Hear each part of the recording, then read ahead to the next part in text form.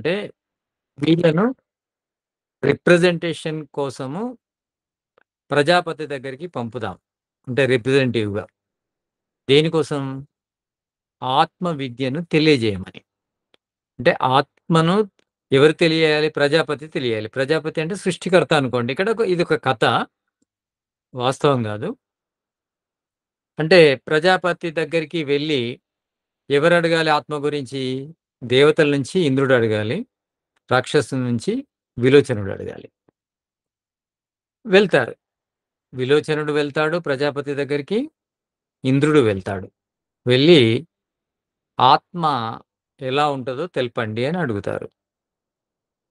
వీళ్ళిద్దరిని ఒక నీటి దగ్గరికి తీసుకెళ్ళి ప్రజాపతి ఆ నీటి లోపల చూడమంటాడు. చూడమనేసరికి నీటి లోపల ఏం కనిపిస్తుంది? వాళ్ళ నీడ వాళ్ళకి కనిపిస్తది. అది చూసారా? అంటే చూసాం. ఏం కనిపిస్తుందంటే నీడ కనిపిస్తుంది. అదే మీ ఆత్మ అని చెప్తాడు. చెప్పిన తర్వాత ఇంక విలోచనుడు ఎళ్ళిపోతాడు. కానీ ఇంద్రుడు సగం దూరం వెళ్లి అదెలా ఆత్మ అయితది? అది నా ప్రతిబింబం. శరీరం యొక్క ప్రతిబింబం గదా! అదే ఆత్మ ఎలా అయితదని మళ్ళీ రిటర్న్ ఎళ్తాడు. కానీ విలోచనుడు మాత్రము డైరెక్ట్ వాళ్ళ రాక్షస సమూహం దగ్గరికెళ్ళిపోయి ఆత్మ అంటే ఇదని అందరికీ నీళ్ళ దగ్గరికి తీసుకెళ్ళి చూపెడతాడు. అందరూ అదే ఆత్మ అని నమ్ముకొని ఇంకా అలానే బ్రతుకుతుంటారు. కానీ ఇంద్రుడు మాత్రము మళ్ళీ రిటర్న్ ఎళ్ళిపోయి మళ్ళీ ప్రజాపతిని అడుగుతాడు. నాకెందుకో సంతృప్తి కలగట్లేదు. మీరు నా నీడని ఆత్మ అన్నారు గదా! అది ఆత్మ కాదనిపిస్తుంది. అది కాదు. మీరు ఇంకా ఆత్మ గురించి చెప్పండి అనేసరికి 32 సంవత్సరాలు బ్రహ్మచర్య పరిపాలనతోని తపస్సు చెయ్యు. అప్పుడు చెప్తా అంటాడు. 32 సంవత్సరాలు తపస్సు చేసుకున్న తర్వాత మళ్ళీ ఇంద్రుడు ప్రజాపతి దగ్గరికెళ్తాడు. వెళ్ళిన తర్వాత ప్రజాపతి అడుగుతాడు. "నీకు స్వప్నం వస్తుందా?" అంటాడు. "ఆ! వస్తుంది." ఆ స్వప్నంలో ఏవైతే దృశ్యాలు కనిపిస్తాయో అవే ఆత్మ అని చెప్తాడు. ఆత్మ అని చెప్పిన తర్వాత ఇంకా చెప్పి పో అని చెప్తాడు. చెప్పినంక కాస్త దూరం వెళ్ళిపోతాడు. దూరం వెళ్ళిపోయిన తర్వాత స్వప్నము అనేది గూడా ఒక భ్రమనే గదా! నా జ్ఞాపకము, స్మృతి. అదెలా ఆత్మ అవుతుంది? ఇది గూడా కరెక్ట్ కాదని మళ్ళీ వెళ్తాడు. మళ్ళీ వెళ్తే 32 మళ్ళీ వెళ్ళిన తర్వాత ఆత్మ గురించి చెప్పు అంటే మళ్ళీ 32 సంవత్సరాలు బ్రహ్మచర్య పరిపాలన చేసి తపస్సు చేయమంటాడు. మళ్ళీ ఇంద్రుడు 32 సంవత్సరాలు ప్రజాపతి చెప్పినట్టు బ్రహ్మచర్య పరిపాలన చేసి, తపస్సు చేసి మళ్ళీ వెళ్తాడు. వెళ్ళిన తర్వాత ప్రజాపతి ఏం చెప్తాడంటే, "నువ్వు నిద్రపోతున్నప్పుడు కొద్ది సమయం అంటే స్వప్నావస్థ గాకుండా ఒక గాఢ నిద్రలోకెళ్ళిపోతావు చూడు, సుషుప్తిలోకెళ్ళిపోతావు చూడు, అది ఆత్మ" అని చెప్తాడు. ఆత్మ అని చెప్పి పొమ్మంటాడు. ఇతడు కాసేపు ఆలోచించుకుంటూ నడుస్తాడు. ఎందుకో తృప్తి కలగదు. గాఢ నిద్ర ఎలా ఆత్మ అవుతుంది? ఆత్మస్థితి గాదది. అని మళ్ళీ రిటర్న్ ఎళ్ళిపోతాడు. రిటర్న్ ఎళ్ళిపోయిన తర్వాత ప్రజాపతి ఇంకొక 5 సంవత్సరాలు నువ్వు బ్రహ్మచర్య పరిపాలన చేసి తపస్సు చేసుకొని రా అని చెప్తాడు. అంటే 32, 96 సంవత్సరాలయిపోయింది. మళ్ళీ 5 సంవత్సరాలు కలిపితే ఎంత? 101 సంవత్సరం. తపస్సు చేసిన తర్వాత అంటే అక్కడ జెప్తాడన్నట్టు. జాగ్రత్త అవస్థ ఆత్మ గాదు. స్వప్నావస్థ ఆత్మ గాదు. సుషుప్తావస్థ ఆత్మ గాదు. అంటే సమాధి స్థితి లోపల ఏదైతే ఆత్మ లభిస్తుందో, ఈ సమాధి అనేది జాగ్రత్తము గాదు, స్వప్నము గాదు, సుషుప్తి గాదు. ఈ 3 కాని అవస్థ ఒకటుంటుంది మనస్సుకు. ఆ అవస్థ లోపల తెలిసే తత్వం ఆత్మ అని ఆత్మ విద్య గురించి వివరంగా బోధిస్తాడు. దీని అర్థం ఏంటంటే, శాస్త్రాల లోపల ఇంద్రవత్తు, విలోచనవత్ అని వస్తదన్నట్టు బ్రహ్మ విద్య చెప్పేటప్పుడు. ఆధ్యాత్మిక విషయాలు చెప్పేటప్పుడు. విలోచనవత్తు ఉన్న వాళ్ళకి బ్రహ్మ విద్య రాదు. ఆత్మ విద్య, ఆధ్యాత్మిక విద్య రాదు. ఎలా ఉండాలి? ఇంద్రవత్ ఉండాలి. ఇంద్రవత్ అంటే అంత ఓపికుండాలి మనుషులకు. అంత ఓపికుంటే చివరికి ఆత్మ లభించింది. ఓపిక లేని విలోచనునికి ఏం లభించింది? నీడ లభించింది అంతే. అంటే అది ఆత్మ గానిదే ఆత్మ అనుకున్నాడు. అంతే ఆగిపోయింది జీవితం. మనం కూడా ఎప్పుడైనా గాని అంటే ఈ విద్యను తెలుసుకో మీరన్నారు గదా! 10 మందిని చంపిన తర్వాత నేను సాధన చేసేసి నా క్లేశ సమాప్తి చేసుకుంటా అంటే కుదరని పనది. ఇది ప్రారబ్ధం మీదనే ఆధారపడి ఉంటుంది. కానీ ప్రారబ్ధమును మించింది పురుషార్థం. అంటే ప్రారబ్ధము మనది బాగా భయంకరంగా ఉంటే అంత తొందరగా ఆత్మవిద్య లభించదు. అంటే 101 సంవత్సరాలు ఇంద్రునికి పట్టింది. అంటే ఏందంటే సమయం గూడా పడుతుంది. అంటే ఓపిక గూడా గావాలి. అంత ఈజీగా స్పీడ్‌గా ఆత్మ అనంగానే ఇలా లభించదు. దానికి ఓపిక అవసరము. అయితే ఇక్కడ చంపిన తర్వాత ఎవరైనా హత్య చేసిన తర్వాత ఏమవుతుందది క్రియమాణ కర్మ అవుతుంది. అది సంచితము గాదు. సంచిత కర్మ అనబడదు. అంటే ఈ జన్మలోనే చంపాము గనక సంచితము కాదు, ప్రారబ్ధము కాదు. క్రియామాణ కర్మ అంటారు దీన్ని. అంటే ఈ జన్మలో చేసే కర్మలన్నీ క్రియామాణ కర్మ. క్రియామాణ కర్మల్లో ఈశ్వరుడు తీవ్రమైన కర్మలను వెంటనే ఫలితమిస్తాడు. మధ్యమ కర్మలు అవి కొంత లేట్‌గా ఫలాన్నిస్తాయి. ఇంకా అంతకంటే చాలా అంటే తేలికైన కర్మలు అంటే చిన్న చిన్న తప్పులు సంచిత కర్మలో ఎళ్లి చేరిపోతాయి. అంటే మనం తీవ్రమైన పాపం చేసినప్పుడు దాని ఫలం ఇదే జన్మలో అనుభవించవలసి ఉంటది. కనుక ఆ ఫలాన్ని అనుభవించేటప్పుడు ఆ అంటే అంత అంటే పెద్ద దుర్మార్గం గనుక అది 10 మందిని చంపడం అనేది, ఆ వ్యక్తి మనసు అంత ఈజీగా శుద్ధి గాదు. శుద్ధి గాందే మనకు అవిద్య, అస్మిత, రాగము, ద్వేషం లాంటి క్లేశాలు నశించవు. క్లేశాలు నశించకుంటే మన కర్మాశయం అనేది తప్పకుండా ఫలాన్నిస్తుంది. విపాకం అవుతుంది. కనుక పెద్ద పెద్ద తప్పులు చేసి అంటే పెద్ద పెద్ద తప్పులు చేసిన వాళ్ళు మారగూడదా? అంటే మారొచ్చు. మారొచ్చు గాని, ఆ పెద్ద పెద్ద కర్మల యొక్క ఫలాన్ని మాత్రము ఇదే జన్మలో అనుభవించవలసి ఉంటది. అది అనుభవించిన తర్వాత జీవన్ముక్తి లభిస్తుంది. అంటే జీవన్ముక్తి లభించడానికే ఒక అర్హత గావాలి. జీవన్ముక్తి లభించిన తర్వాత నితాంత ముక్తి లభించాలంటే, అంటే పూర్తిగా ఈశ్వరుని లోపల కలిసిపోవాలంటే, దానికి మన ప్రారబ్ధ కర్మలన్నీ పూర్తిగా నశించాలి. ప్రారబ్ధ కర్మల లోపల ఎన్నున్నాయో అవి నశించాలి. ఇప్పుడు చేసిన తీవ్రమైన పాపాలేవున్నాయో అవి గూడా అనుభవించవలసి ఉంటది. అవి అనుభవించిన తర్వాతనే జీవన్ముక్తి లభిస్తది. ఇంకేదైనా కొద్దో గొప్పో మిగిలితే అది నితాంత ముక్తి వరకు అనుభవించవలసి ఉంటది. అప్పుడు నితాంత ముక్తి లభిస్తది. జీవన్ముక్తి అంటే బ్రతికుండగానే పరమాత్మ దర్శనం జేసుకోవడం. అంటే బ్రతికుండగాన అంటే జీవన్ముక్తి లభించిన తర్వాతనే నితాంత ముక్తి లభిస్తుంది. జీవన్ముక్తి లభించాలంటే ఇవన్నీ గూడా మనసనేది ఏమాత్రము అంటే 0.001% గూడా పొల్యూట్‌గా ఉండకూడదు. అంత పవిత్రంగా ఉన్న వ్యక్తికే ఈ క్లేశాలనేటివి నశిస్తాయి. నశించిన తర్వాతనే జీవన్ముక్తి లభిస్తది. ఆ జీవన్ముక్తి లభించిన తర్వాత కొద్దో గొప్పో ఉన్న ప్రారబ్ధంలోని కర్మలన్నీ అనుభవించిన తర్వాత ఒక సూత్రం వస్తది. చక్ర భ్రమణవత్ ధృత శరీరః అని.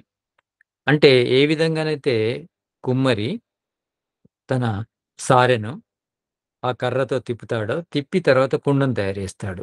ఎవరైనా ప్రత్యక్షంగా చూసిన వాళ్ళుంటే తెలుస్తది. తర్వాత అంటే కాసేపు తిప్పిన తర్వాత చక్రం సారె తిరుగుతుంటది. అదొక పెద్ద చక్రం ఉంటుంది. బండి చక్రంలాగా. దానిపైన కుండలు తయారు అది ఆ చక్రము కర్రతోని తిప్పి వదిలేస్తాడు. కర్రను వదిలేసినా అది తిరుగుతూ ఉంటది. అంటే అదే విధంగా మన ప్రారబ్ధము జీవన్ముక్తి లభించిన తర్వాత ఎంత వరకైతుందో అంటే చక్రంకి బలం ఎంతసేపుందో అంత తిరుగుతుంది గదా! అదే విధంగా మన ప్రారబ్ధం ఉన్నంత కాలము ఈ శరీరం అనేది కొనసాగుతుంది. ఆ తర్వాత శరీరాన్ని పెట్టిన తర్వాత జీవన్ముక్తి లభిస్తుంది. ఈ విధంగా. ఇక్కడ యోగ శాస్త్రంలో తీవ్ర సంవేగానాం ఆసన్నః అని ఒక సూత్రం వచ్చింది. అంటే సమాధి ఎప్పుడు లభిస్తుంది? ఆత్మదర్శనము, పరమాత్మ దర్శనం ఎప్పుడు కలుగుతుందనే దానికి ఈ పతంజలి మహర్షి తీవ్ర సంవేగం అంటే ఎవరి లోపల తీవ్రత ఉంటుందో వాళ్ళ లోపల.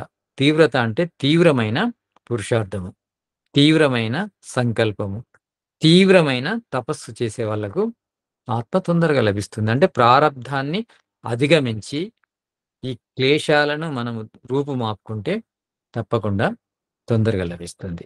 అలా అని తొందరగా లభించలేదని వెంటనే ఇంకా లభిస్తలేదు గదా! అనుకోవడానికి లేదు.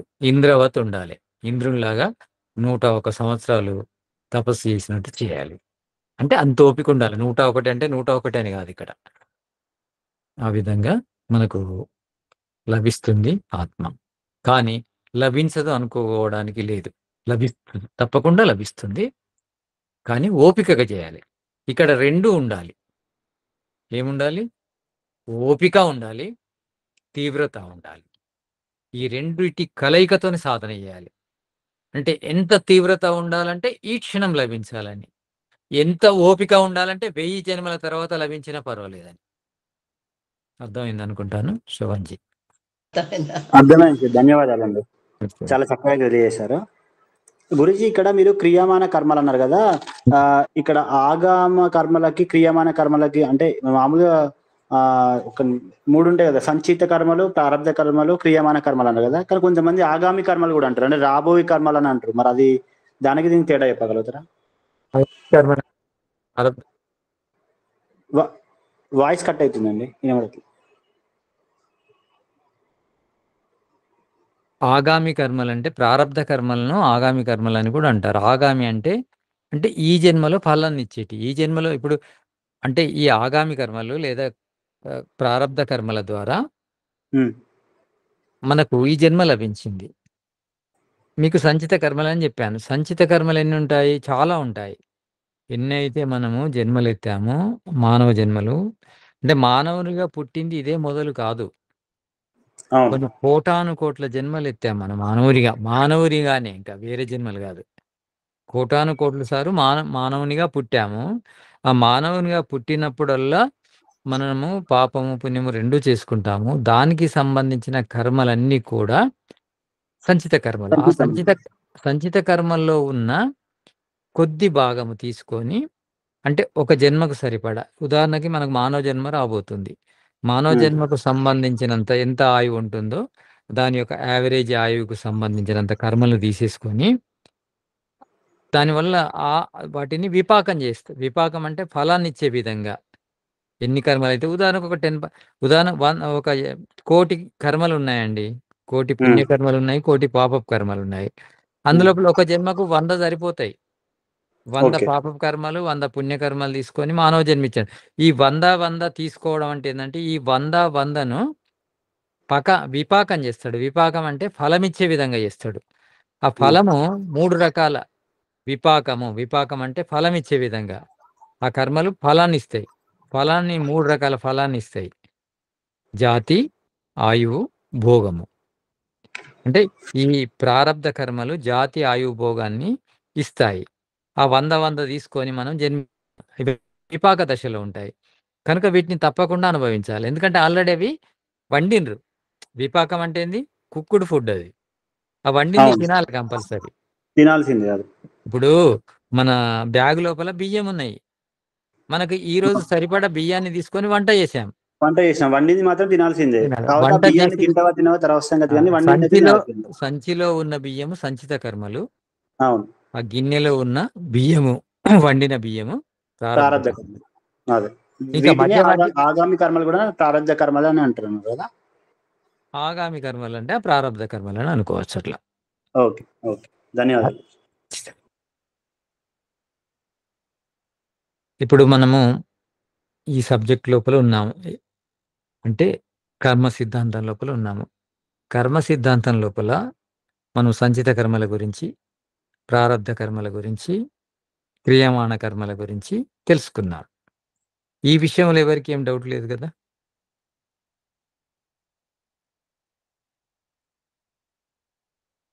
చెప్పండి.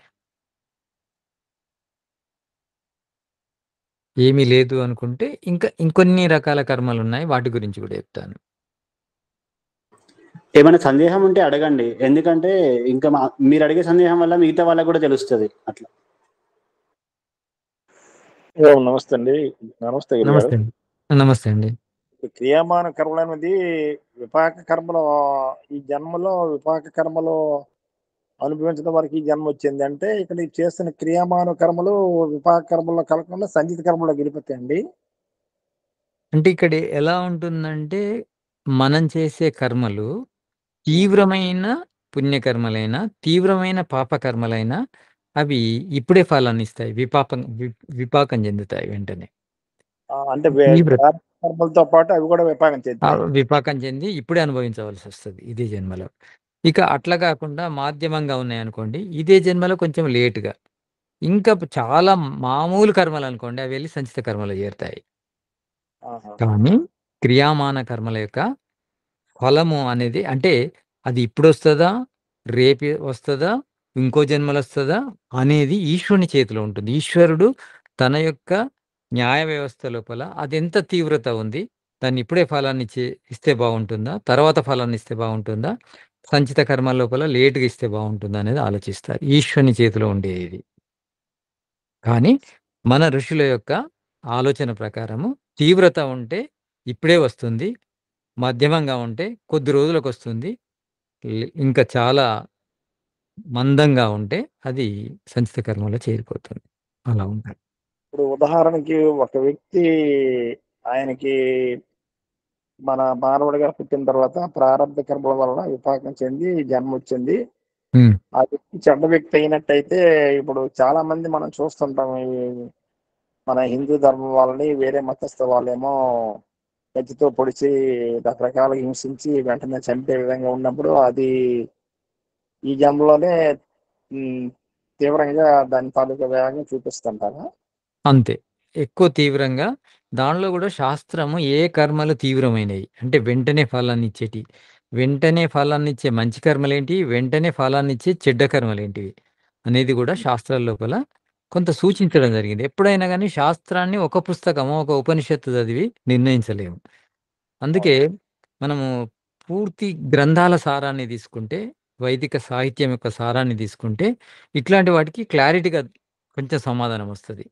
కానీ ఒక పుస్తకంలో ఒక రకంగా ఒక ఉపనిషత్తులో ఒక రకంగా ఇస్తారు. ఇప్పుడు జీవుడు మరణించిన తర్వాత 13 రోజులు పడుతుంది. 14 రోజులు పడుతుంది. 12 రోజులు పడుతుంది. ఈ రకరకాల 12 నెలలు పడుతుంది. 13 నెలలు పడుతుంది. అందుకే సంవత్సరికాలు పెడతారని, శ్రాద్ధాలు చేస్తారని, తర్పాలు పెడతారని రకాల రకరకాలుగా ఉన్నాయి. కానీ అవును. ఇది ఈశ్వరుని న్యాయ వ్యవస్థకు సంబంధించింది. ఉదాహరణకి ఇతడు చనిపోయాడు. శరీరాన్ని వదిలాడు. ఇతని అవును. సంస్కారాలకు అనుకూలమైన శరీరం రెడీ ఉంటే వెంటనే పోయి పుడతాడక్కడ అంతే.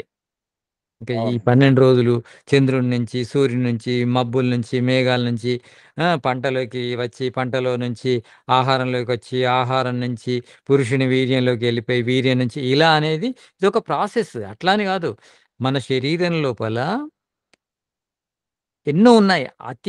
అతివాహి శరీరాలు ఎన్నుంటాయి. అతివాహి శరీరాలంటే స్థూల శరీరం లేని సూక్ష్మ శరీరంతో కూడిన ఆత్మలు మన శరీరం లోపల, గాలి లోపల, భూమి లోపల, విత్తనాల లోపల ఉంటాయవి. వాటి యొక్క అవును. వాటి సంస్కారాలకు అనుకూలమైన శరీరం తయారైతే అక్కడికెళ్ళిపోతాయి. దానికి ఈ ప్రాసెస్, ఆ ప్రాసెస్ అని కొద్దిగా గొప్పో కొంత నిజముంటది. అంత కరెక్ట్ గాదు. రకరకాలుగా అవును. జరుగుతుంది ఈశ్వరుని న్యాయ వ్యవస్థ. అలా. సరే గురూజీ. ధన్యవాదాలు. మంచిదండి. అయితే మనము ఈ క్రియామాన కర్మలు అంటే ఈ జన్మలో చేసుకున్న కర్మలుంటాయి. ఈ జన్మలో చేసుకున్న కర్మలు ఇందాక చెప్పినట్టు ఇప్పుడు అనుభవించొచ్చు. ఇప్పుడు అనుభవించకుంటే అవి ఎక్కడికెళ్ళిపోతాయి? సంచిత కర్మలోకెళ్ళిపోతాయి. ఇప్పుడు ఈ జన్మలో మనం అనుభవించకుంటే క్రియామాన కర్మలన్నీ ఎక్కడికెళ్తాయి? సంచిత కర్మల్లోకెళ్తాయి. అంటే మీరు ఇలా భావించుకోండి. నిన్న శ్రవణ్ గారు అడిగినట్టు కర్మాశయం ఎక్కడుంటుంది? అంటే సంస్కారాలెక్కడుంటాయి? మీరు ఈ పర్యాయ పదాలు గూడా తెలుసుకోవాలి. కర్మాశయం ఏంది? కర్మేంది? సంస్కారాలేందనేది మీకు వివరించి చెప్తాను. సంస్కారాలన్నా, కర్మాశయమన్నా ఒకటే. కర్మాశయం లోపల ధర్మాధర్మ సంస్కారాలు, వాసన రూప సంస్కారాలని రెండుంటాయి. కర్మాశయం అంటే ఒక సంచి అనుకోండి. ఒక బ్యాగ్. దాని లోపల ఇవుంటాయి. ఈ సంచి ఎక్కడుంటుంది? చిత్తం లోపలుంటుంది. మనస్సు లోపలుంటుంది. ఇక్కడ చిత్తము, మనసు ఒకటే అనుకోండి. ఎందుకు ఒకటే అనుకోమంటున్నా అంటే, చిత్తము మనసు యొక్క పర్యాయ పదం. చిత్తమన్న, మనసన్న ఒకటే.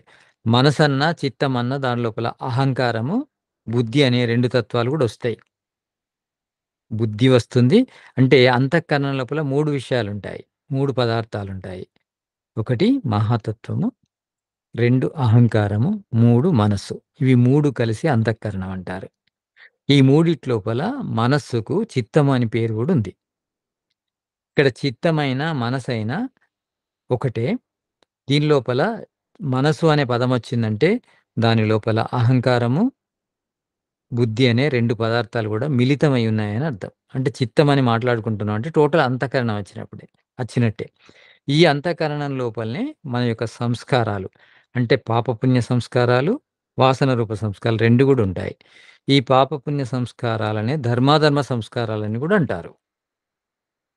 తర్వాత వాసన రూప సంస్కారాలు, పాపపుణ్య సంస్కారాలు రెండిటిని కలిపి కర్మలు అంటాం మనం సింపుల్‌గా.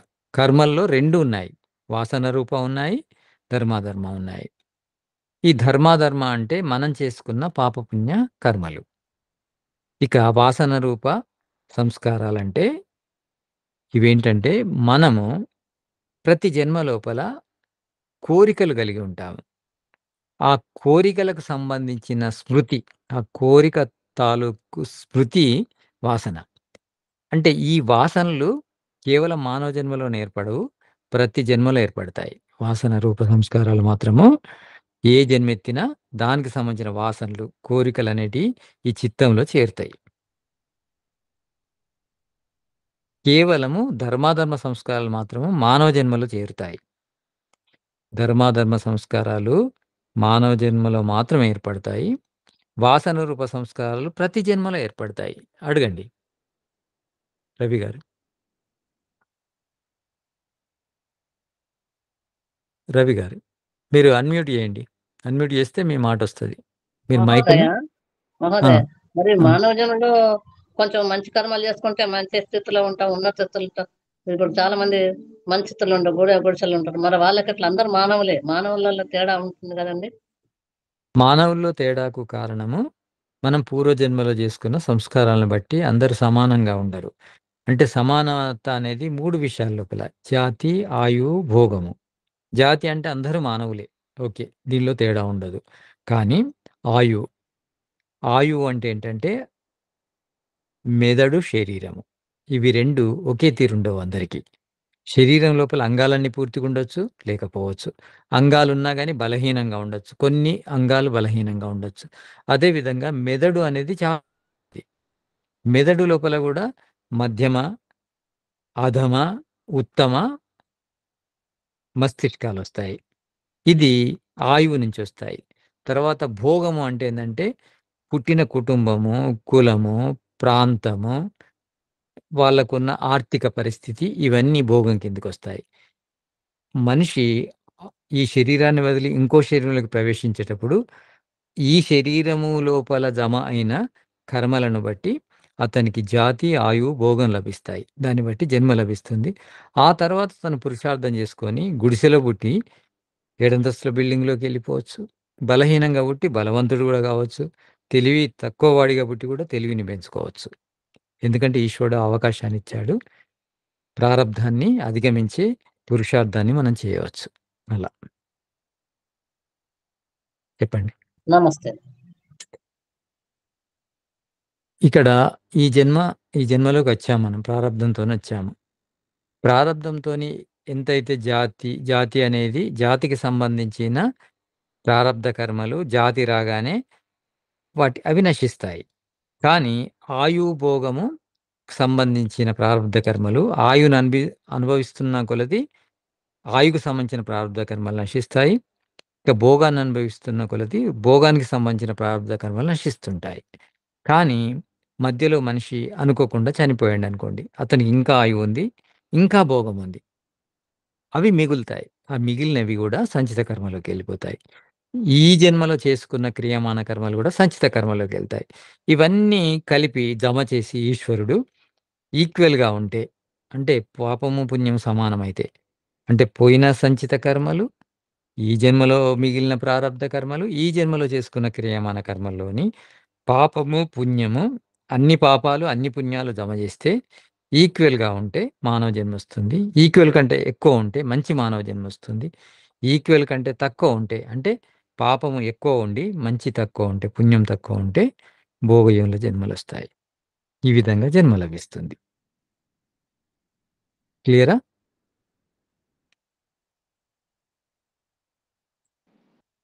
గురూజీ ఒక చిన్న ఇప్పుడు మహత్తత్వము, బుద్ధి, అహంకారం అనేది సృష్టి ఉత్పత్తిలో ఏవైతే 3 ఉన్నాయో అవి ఇప్పుడు ఈ బుద్ధి, ఈ అహంకారము ఒకటేనా వేరే వేరే? బుద్ధి వేరు. బుద్ధి మహాతత్వం ఒకటే. బుద్ధి వేరు, అహంకారం వేరు. అదే మహాతత్వం అన్నా బుద్ధితత్వం అన్నా ఒకటే పదార్థం అది. అదే కానీ మహతత్వం ఒకటే. ఆ బుద్ధులను అహంకారము సృష్టి ఉత్పత్తి అప్పుడు సత్వరజతమం తర్వాత వచ్చినటువంటి మహతత్వము ఆ మహత్వ అహంకార. గురూజీ వారు అడిగేది ఏంటంటే సృష్టి ఆరంభంలో చెప్పిన మహాతత్వమును ఇప్పుడు అంతర్కరణంలో ఉన్న మహాతత్వం అదే బుద్ధి ఏదైతే ఉన్నాయో ఆ రెండు ఒకటేనా, లేకపోతే అక్కడ బుద్ధి వేరు ఇక్కడ బుద్ధి వేరు అని అడుగుతున్నారు. Same to same. అప్పుడు తయారైందే ఇప్పుడు ఉంది మనతో. అహంకారం అదే అహంకారం, ఇదే అహంకారం. అదే అహంకారం, అదే అప్పుడు తయారైనవే ఇప్పుడు ఆత్మకు ఎప్పుడైతే ప్రారంభంలో లభించాయో ఇవి ఎప్పటి వరకు ఉంటాయంటే ఈ సూక్ష్మ శరీరం అనేది మళ్ళీ ప్రళయం వరకు ఉంటుంది. ప్రళయం లోపల ఇది తయారైన పదార్థం గనక, కార్యము గనక, ప్రకృతిలోని సత్వరజతమ కణాల నుంచి తయారైన ఒక కార్య పదార్థం గనక, నిర్మాణ పదార్థం గనక ఇది ప్రళయంతోని ఇది కూడా మళ్ళీ విడిపోతుంది. అంటే సత్వరజతమ కణాలుగా విడిపోతుంది. ఈ బుద్ధి కానీ, అహంకారం కానీ, మనసు కానీ. అప్పుడు మళ్ళీ ఫ్రెష్ మనసు వస్తుంది, ఫ్రెష్ బుద్ధి అన్నీ వచ్చుతాయి. కానీ అందులో ఉన్న సంస్కారాలు మాత్రము, అంటే ఈ జన్మలో చేసుకున్న సంస్కారాలే మన వెంటుంటాయి, అవే వస్తాయి. కానీ వీటి నిర్మాణం మారుతుంది, కొత్త మనసు వస్తుంది. కానీ కొత్త మనసులో ఉన్న ఇది పాత పదార్థమే, పాత సంస్కారాలే ఉంటాయి. అలా క్లియరా? ఇప్పుడు సృష్టి ఉత్పత్తి గురించి నెక్స్ట్ టాపిక్ కనుక దానిలో ఇంకా మీకు క్లియర్గా అర్థమైపోతుంది, చెప్తాను. అమ్మ ఉషా గారు అడగండి. ఇంకొకటి అండి, అంటే ఇది చాలా చిన్న క్వశ్చన్ అనుకోండి. ఇప్పుడు మనకి స్వర్గం నరకము అలాంటివి ఏమీ ఉండవా అండి? మళ్ళీ నేను ఇంతకు ముందు ఒక దగ్గర మెడిటేషన్ వాళ్ళు చెప్పటం ఏంటంటే చనిపోయిన తర్వాత పైకి వెళ్తారు, వెళ్ళినప్పుడు అక్కడ ఆకాశంలో ఒక టీవీ టీవీ లాగా ఉంటుంది, అక్కడ అన్ని నువ్వు ఏం చేసావు ఏంటి అని పాపము పుణ్యం అన్ని చూపెట్టినప్పుడు అప్పుడు తెలుస్తుంది. దాన్ని బట్టి నీకు నువ్వే ఏమేమి కర్మలు అనుభవించాలి, ఏంటి, ఎవరికి పుట్టాలి, అన్ని ఎలా అనుభవించాలి అని అన్ని రాసుకొని నెక్స్ట్ జన్మ తీసుకుంటావు అని విన్నానండి. సో దీని గురించి చెప్తానండి. స్వర్గము నరకము ఏముండదండి. విశేషమైన సుఖాన్ని స్వర్గం అంటారు, విశేషమైన దుఃఖాన్ని నరకం అంటారు. అంటే మనం చేసుకున్న కర్మలను బట్టి కష్టమైన జన్మలు వస్తే అది నరకము, సుఖమైన జన్మలు వస్తే ఇంతకుముందు చెప్పాను ఉత్తమ మానవులుగా పుట్టడము స్వర్గము. ఎందుకంటే వాళ్ళకి అత్యద్భుతమైన మేధాశక్తి ఉంటుంది, వాళ్ళు ఏదైనా సాధించగలరు. ఈ ప్రపంచం వాళ్ళకు స్వర్గతుల్యం అవుతుంది. ఇదే ప్రపంచము పాపపు కర్మలు చేసుకొని పుట్టిన వాళ్ళకి నరకంలాగా అనిపిస్తుంది. అంటే నరకం అంటే ఏంది? కష్టము. విశేషమైన కష్టాలు నరకము, విశేషమైన సుఖాలు స్వర్గము. అది ప్రత్యేకమైన లోకాలు ఏవి లేవు. ఇదే లోకం లోపల ఎక్కడైతే పుట్టామో అక్కడనే అదే శరీరం లోపల స్వర్గాన్ని చూస్తాము, అదే శరీరం లోపల నరకాన్ని చూస్తాము. కనుక మంచి జన్మ రావాలి అంటే ఒక దేవలోకాలు లభించాలి, లేకపోతే స్వర్గలోకం లభించాలంటే ఇంకొకటి కూడా ఉంది. అంటే ఈ భూమి కంటే కూడా మంచి లోకాలు ఉన్నాయి. అంటే భూమి లోపల కొన్ని సమస్యలు ఉండొచ్చు, వేరే లోకాల లోపల డబ్బు గురించి సమస్య లేకపోవచ్చు, ఆహారం గురించి సమస్య లేకపోవచ్చు, ఆరోగ్యం గురించి సమస్య లేకపోవచ్చు. అట్లాంటి లోకాలు సత్వలోకాలు కూడా ఉంటాయి. సత్వలోకాల్లో కూడా మనం జన్మ తీసుకోవచ్చు. సత్వలోకాల్లో జన్మ లభించినప్పుడు ఇన్ని కష్టాలు ఉండకపోవచ్చు. కానీ కష్టాలు అసలే ఉండని లోకం అంటూ ఏది లేదు. అట్లా స్వర్గము అలా నరకం ఏమి ఉండదు. ఈ లోకాలలోనే, ఈ పృథ్వీ లోకం కాకుంటే ఇంకొక లోకంలో ఇంకో గ్రహం, ఇంకో గ్రహం కాకపోతే ఇంకో సౌర కుటుంబం, ఇంకో సౌర కుటుంబం లోపల మనిషి భూమినే పుట్టవలసి ఉంటుంది, శరీరంలోనే పుట్టవలసి ఉంటుంది. ఆ శరీరం లోపలనే స్వర్గ నరకాలు చూడవలసి ఉంటుంది. అలా అర్థమైందండి? అంటే శరీరాన్ని పొందిన మానవుడు పొందే సుఖ దుఃఖాలే స్వర్గ నరకాలు అనుకోవచ్చు గురుజీ? అంతే. వీరు రవి గారు హ్యాండ్ రేజ్ చేశారు. రవి గారు మిస్టేక్ లో వచ్చినట్టుందండి. మిస్టేక్ లో వచ్చినట్టుంది. ఇంకోటండి, మరి అంటే మనం చనిపోయిన తర్వాత ఆకాశము అంటే మనం తీసుకెళ్తారు. అక్కడ మనం చేసినయన్నీ చూపెడతారు. దాన్ని బట్టి మనమే ఏ శిక్షలు అనుభవించాలి అని, ఏ కర్మలు అనుభవించాలి అని డిసైడ్ చేసుకొని మళ్ళీ బ్యాక్ ఆహ్, మనిషి లోకంలోకి వస్తారు అని. గురూజీ వారు అంటే గరుడ పురాణాన్ని బేస్ చేసుకుని అడుగుతున్నట్టున్నారు. అదే పర్వాలేదు. దానిలో కొంతవరకు అంటే గరుడ పురాణం గాని, ఏ పురాణాలు గాని మళ్ళీ ఈ వేద శాస్త్రాల నుంచే ఒక విషయాన్ని తీసుకొని దాన్ని విపులంగా వాళ్ళ యొక్క వక్ర భాషాన్ని జోడించి రాయడం జరిగింది. దీనికి అర్థం ఏంటంటే, మనము చనిపోయే ముందు ఒకసారి మనం జేసుకున్న కర్మలు రివ్యూ అయితాయనేది ఒక విషయం వస్తది శాస్త్రం లోపల. అంటే ఏమేం జేసుకున్నాం అనేది. అంతే గాకుండా మనకి ఏది ఇష్టం అనేది గూడా వస్తదక్కడ. అంటే మనం జేసుకున్న కర్మలు మన ఇష్టానికి తగ్గట్టుంటే, మన ఇష్ట ప్రకారమే ఈశ్వరుడు ఆ జన్మనిస్తాడు. ఉదాహరణకి నాకు ఒక సత్వలోకం లోపల మంచి పండితుడై పుట్టాలనుంది. నాకు ఆ కోరికుంది. ఆ కోరికకు తగ్గట్టు నా కర్మలు కలిస్తే డెఫినిట్‌గా నన్ను తీసుకెళ్ళి సత్వలోకం లోపల ఒక గొప్ప పండితునిగా పుట్టిస్తాడు ఈశ్వరుడు. అంటే మన కర్మ గలవాలి. మన కోరిక కలవాలి. మన కోరికకు అనుకూలంగా మన కర్మలు గిట్ట కలిసొస్తే డెఫినిట్‌గా మన కోరుకున్నది కంటే మనసేం కోరుకుంటదో ఆ మనస్సు కోరుకున్న వైపే ఈ ఆత్మ ప్రయాణం జరుగుతుంది. అక్కడ జన్మ తీసుకుంటాం మనం. అలా ఉంటుంది. కానీ ఒక దగ్గర టీవీ ఉంటది. అక్కడ చూపెట్టిన తర్వాత మళ్ళా భూమి మీదకొచ్చి మళ్ళీ మన లగేజ్ తీసుకొని పోవడం అట్లే ఉండదు. మనము మనం ఎక్కడైతే మనము మృత్యువు పొందుతున్నామో అదే టైం లోపల మన చిత్తవృత్తుల లోపల ఒకసారి రివ్యూ జరిగేసి, ఆ రివ్యూ ప్రకారము మన కర్మలు, మన కోరికకు అనుకూలంగా ఉంటే మన కోరిక ప్రకారము మనసనేది వెళ్తది. ఈ ఆత్మ మనసు ద్వారానే ప్రయాణం చేస్తది. అందుకే ఈ మనసునేమంటారంటే అతివాహి శరీరం అంటారు. మనస్సు అంటే ఏంటంటే సూక్ష్మ శరీరం. సూక్ష్మ శరీరంలో బాస్ ఎవరంటే మనస్సు. ఆ మనస్సును అతివాహి శరీరం అంటారు. అంటే మనస్సులోనే ప్రయాణిస్తది. ఆత్మ ఎప్పుడు కూడా స్వయంగా ప్రయాణించదు. ఈ మనసు లోపల ఏముంటాయి? మన సంస్కారాలుంటాయి. సంస్కారాలు 2 రకాలుగుంటాయి. పాపపుణ్య సంస్కారాలుంటాయి. వాసన రూప సంస్కారాలుంటాయి. ఇవి రెండిటి టాలీని బట్టి ఆ మనసనేది ఈశ్వరుడు దాని కోరిక ప్రకారం ఎక్కడికి తీసుకెళ్ళాలనో అక్కడికి తీసుకెళ్ళి అక్కడ ప్రవేశపెడతాడు. అక్కడ జన్మెత్తుతాం. అలా.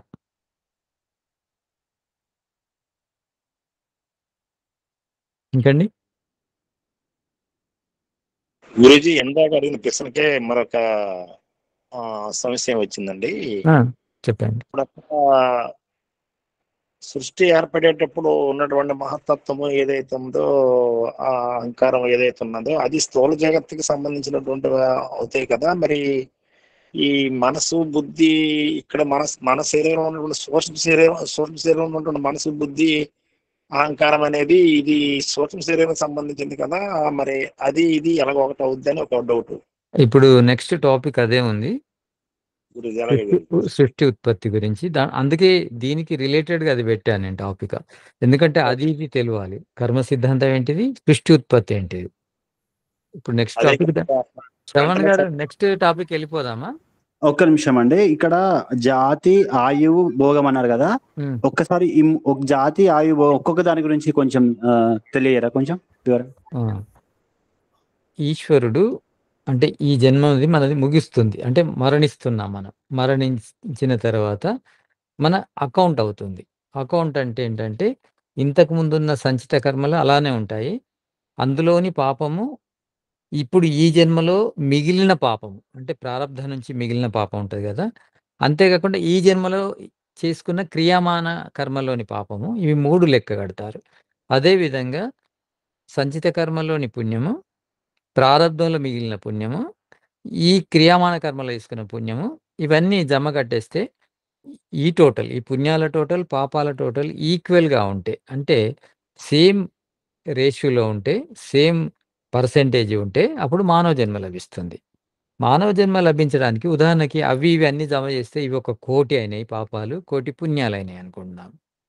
ఈ 1,00,00,000 పాపాలు, 1,00,00,000 పుణ్యాలు ఒకే మానవ జన్మలో మనము అనుభవించలేము. ఎందుకంటే ఒక మానవ జన్మలో ఒక 100 పుణ్యాలు, 100 పాపాలు సరిపోతాయి.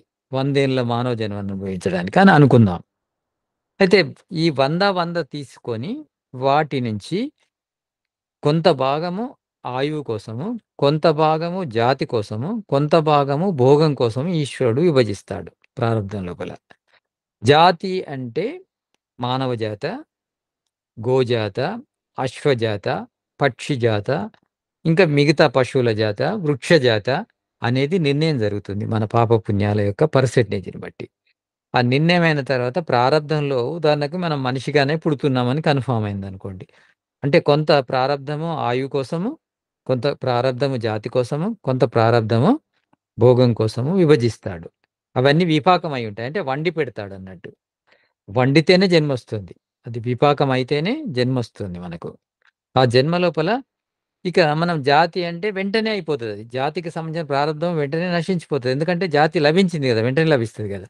కానీ ఆయువు భోగం అనేది రాను రాను భోగించిన కొద్దీ అవి తగ్గిపోతుంటాయి. ఆయువు అంటే ఆయు పరిమాణమా? ఆయువు అంటే శరీరము, మెదడు యొక్క సామర్థ్యము.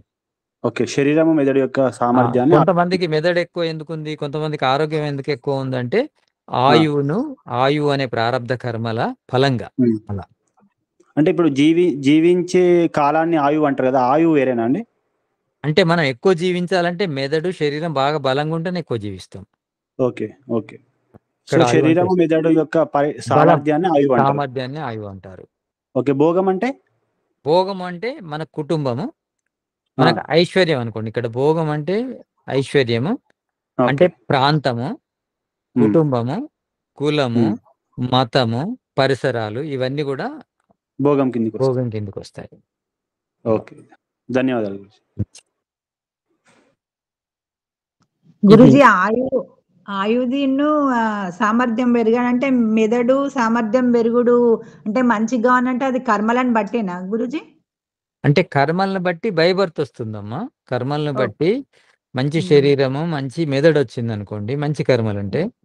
ఒకవేళ మంచి కర్మ లేకుంటే కర్మల యొక్క పర్సెంటేజ్‌ని బట్టే మెదడు యొక్క సామర్థ్యము, శరీరం యొక్క సామర్థ్యం ఉంటది. మనం ఓకే. ఒకవేళ మంచి కర్మలు చేసుకోలేదు పోయిన జన్మలో. కానీ ఇప్పుడు మంచి మెదడు గావాలి, మంచి శరీరం గావాలనుకుంటున్నాననుకో పురుషార్థం జేసుకోవచ్చు. ఒక జాతిని ఓకే. మాత్రం మార్చుకోరాదు. ఎందుకంటే మానవులుగా ఓకే. పుడితే మానవులుగానే ఉండాలి. కానీ ఆయువును, అవును. భోగాన్ని మాత్రం మార్చుకోవడానికి వీలవుతుందని శాస్త్రాలు జెప్తున్నాయి. ఓకే గురుజీ. ఓకే. ధన్యవాదాలు. ఇది గారు ఆ! అడగండి. అంటే కాలం అనే అంటే ఇంత వయసుని ఆయువు అని అంటుంటారు అనే విషయం ఇప్పుడు మీరు ఆ! చెప్పింది అర్థం. అయితే ఆ, దీన్ని బట్టి అంటే మన సామర్థ్యాన్ని బట్టి అక్కడ ఆ సామర్థ్యానికి అనుకూలంగా 70 సంవత్సరాల, 80 సంవత్సరాల, 90 సంవత్సరాలనేది క్యాలిక్యులేషన్ అవుతది. ఒక సైంటిఫిక్ క్యాలిక్యులేషన్ అది. ఉదాహరణకి మెదడు ఇంత బలంగా ఉండి, శరీరం ఇంత బలంగా ఉంటే ఇన్నేళ్ళు బతుకుతాడనేది ఒక క్యాలిక్యులేషన్ ఉంటది. అట్లా ఆయువయితదది. అంటే మనం సింపుల్‌గా అర్థం జేసుకోవాలంటే ఇన్ని సంవత్సరాలు బతకడం బలహీనంగా, రోగిగా, బెడ్ సిక్ అయి బతకడం గాదు. ఆరోగ్యంగా బతికే సామర్థ్యాన్ని ఆయువంటారు. అలా. అయితే ఇప్పుడు ఆ ఆయుర్దాయం పెంచుకోవడానికి జీవాత్మకి ఎన్నాళ్ళు పెంచుకోవాలన్నా జీవుడికి స్వతంత్రం ఎన్నాళ్ళైనా పెంచుకోవచ్చు. దానికి లిమిట్ ఏం లేదు. ఆయువుని గాని, భోగాన్ని గాని మన పురుషార్థం ద్వారా మనం పెంచుకోవచ్చు. వచ్చినప్పుడు యాక్సిడెంటల్ గా జరిగినటువంటి మరణాలు ఏవైతే ఉంటాయో అవి మరి మనం పెంచుకోవడం అన్నది మన చేతిలో లేనప్పుడు అది అయితే ఒకటండి పెంచుకోవడం మన చేతిలోనే ఉంది. దించుకోవడం గూడా మన చేతిలో ఉంది. అంటే స్వయంగా కొన్ని సందర్భాలు ఎలా ఉంటాయంటే ఇతరుల ద్వారా మనము మన ఆయువుని కోల్పోవచ్చు. మరి కోల్పోతే ఎలా? అంటే కోల్పోతే మళ్ళీ మానవ జన్మనే లభిస్తుంది. అంటే మనది ఏదైతే మిగిలిన ఆయువు ఉందో మళ్ళీ మనం మానవ జన్మ ఎత్తి మనం ఆ ఆయువుని భోగించవలసొస్తది. కానీ మరి ఇతడు చంపడం వల్ల అతనికి పాపం తగులుతుంది. మనం బ్రేక్ చేశాడు గనుక పాపం తగులుతుంది. మనం బ్రేక్ అయ్యాము గనుక మనకు కొంత పుణ్యం ఆడైతది అక్కడ. మనకు నష్టమైతే జరగదు. నమస్తే అండి. నమస్తే అండి. మరి ఒక వ్యక్తి నన్ను ఒక క్వశ్చన్ వేశాడు. అమ్మా. మరి చనిపోయిన తర్వాత ఆత్మ వెళ్ళిపోతుంది కదా, అది సూర్యలోకం, చంద్రలోకం, అది లోకానికి వెళ్ళిపోతుంది అని ఒకరు చెబితే రెండో వాళ్ళు అన్నారు ఒక డిస్కషన్ లో, ఆత్మ కాలిపోయిన తర్వాత శరీరాన్ని కాల్చిన తర్వాత అది ఆత్మ బయటికి పోతుందని ఒకరు అన్నారు. క్లారిఫికేషన్ వచ్చిందంటే కాల్చినా కాలకపోయినా శరీరంలో నుంచి ప్రాణం పోయిన తర్వాత ఆ జీవాత్మ వెళ్ళిపోతుంది కదా బయటికి, వెళ్ళిపోతుంది. సరే వీటికి కర్మకాండలు చేస్తుంటారు కదా అని ఒకరంటే ఒకరేమన్నారంటే కర్మకాండలు చేయాల్సిన అవసరం ఏమంటే వాళ్ళకి వెళ్ళిపోయింది అంటే కాదు, పురాణాల్లో ఉన్న ప్రకారం మన పెద్దలు చేశారు కాబట్టి మనం కూడా చేయాల్సిందే అని ఒకరు వాదనిస్తే చివరికి ఏం చేశారంటే పురాణాలు కూడా వేదాల్లోంచి తీసి రాసినయే కదా, ఎందుకు అనుసరించకూడదు మనం పురాణాల్లో ఉన్న విషయాలని టాపిక్ అండి. దాని గురించి పురాణాలనే వేదంలోంచి తీసి రాసినవే అయితే ప్రక్షిప్తాల కొంచెం క్లారిటీ ఇవ్వండి దాని గురించి. మంచిదండి. పురాణాలు అంటే నిజానికి చెప్పాలంటే పురాణాలంటే బ్రాహ్మణాలండి. ఇవి కాదు, ఈ పురాణాలు కాదు. బ్రాహ్మణాలను పురాణాలు అంటారు. బ్రాహ్మణాలు అంటే ఏంటంటే వేదానికి సంబంధించిన వ్యాఖ్యాన గ్రంథాలు. వాటిలో ఉన్న చరిత్ర గాని, వాటిలో ఉన్న కథలు గాని నిజం. కానీ ఇవైతే మనకు అష్టదశ పురాణాలను దాని లోపల ప్రక్షిప్తాలు బాగున్నాయి. అంటే ఎప్పుడు మరి ఈ పురాణాన్ని మనం ఎందుకు ఆదర్శంగా తీసుకోవద్దు అంటే ఈ పురాణము వేదానికి విరుద్ధంగా ఉంది గనక, వేదానికి అనుకూలంగా లేదు గనక వీటిని మనము ఎప్పుడు కూడా అనుసరించకూడదు. కానీ వేదానికి సంబంధించిన వ్యాఖ్యాన గ్రంథాలనే బ్రాహ్మణ పురాణాలు ఏవైతే ఉన్నాయో వాటిని ఆదర్శంగా తీసుకోవచ్చు. అది సేమ్ యాజ్ ఇట్ ఈజ్ వేదంలా ఉంటుంది. కానీ ఈ మనకు వీళ్ళు చెప్పే పురాణాలన్నీ కూడా వేదానికి విరుద్ధంగా ఉన్నాయి కనుక, సత్య విరుద్ధం గనుక ఆ సత్య విరుద్ధమైన వాటిని మనము అనుసరించము, ప్రమాణంగా తీసుకోము. కనుక వద్దు. అయితే మనిషి ఎప్పుడైతే శరీరాన్ని వదులుతాడో, శరీరాన్ని వదిలిన తర్వాత ఆత్మ వెళ్ళదండి. ఆత్మకు వెళ్ళే సామర్థ్యం ఉండదు. ఆత్మ సూక్ష్మ శరీరంలో ఉంటుంది. సూక్ష్మ శరీరానికి కదిలే సామర్థ్యం ఉంది. అందుకే దాన్ని అతివాహి శరీరం అంటారు. అంటే వాహనం చేసేది ఆత్మ దేని ద్వారా ప్రయాణం చేస్తుందంటే సూక్ష్మ శరీరం ద్వారా ప్రయాణం చేస్తుంది. సూక్ష్మ శరీరం దేన్ని అనుసరిస్తుందంటే దానిలో ఉన్న సంస్కారాలకు అనుకూలంగా ఈశ్వరుడు ఆ సూక్ష్మ శరీరాన్ని ఆ వైపు ప్రయాణింపజేస్తాడు. అట్లాంటి ఈ సంస్కారాలకు అనుకూలమైన శరీర నిర్మాణం ఎక్కడుందో ఆ పిండంలోకి వెళ్ళి ఈ ఆత్మ అనేది ప్రవేశిస్తుంది. అలా జన్మ లభిస్తుంది. ధన్యవాదాలు గురించి అర్థమైంది. మంచిదమ్మా, మంచిదమ్మా. ఇంకా మనము సృష్టి ఉత్పత్తికి వెళ్దామా శ్రవణ్జీ? కావాలంటే మనం ఎవరికైనా ప్రశ్నలు ఉంటే అడగండి, లేదంటే వెళ్ళిపోదు. ఎందుకంటే మనం తర్వాత కూడా అటు ఇటు మిక్స్ అవుతుంటది. సబ్జెక్ట్ సేమ్ క్లియర్ కట్ గా దానికి అంటకుండానే వెళ్ళిపోదు కదా. కర్మలు కూడా వస్తాయి సృష్టి ఉత్పత్తి అప్పుడు. తర్వాత కూడా కర్మల గురించి, కర్మ అనేది ఎక్కడ ఆగిపోదు, ప్రతి చోట వస్తుంది. వెళ్దాం. ఓకే. సృష్టి ఉత్పత్తి ఇందాక మనకు నాయుడు గారు అన్నట్టు, కుమారపు నాయుడు గారు, సృష్టి అంటే ఏంటి అసలు, యాక్చువల్లీ ప్రళయం అంటే ఏంటి అనే దగ్గర నుంచి వెళ్దాం మనం. ఏ విధంగానైతే చీకటి, పగలు, కృష్ణపక్షము, శుక్లపక్షము, ఉత్తరాయణము, దక్షిణాయనము, అదే విధంగా సృష్టి, ప్రళయము అనేది 2 రకాలుగా జగత్తు నడుస్తుంది.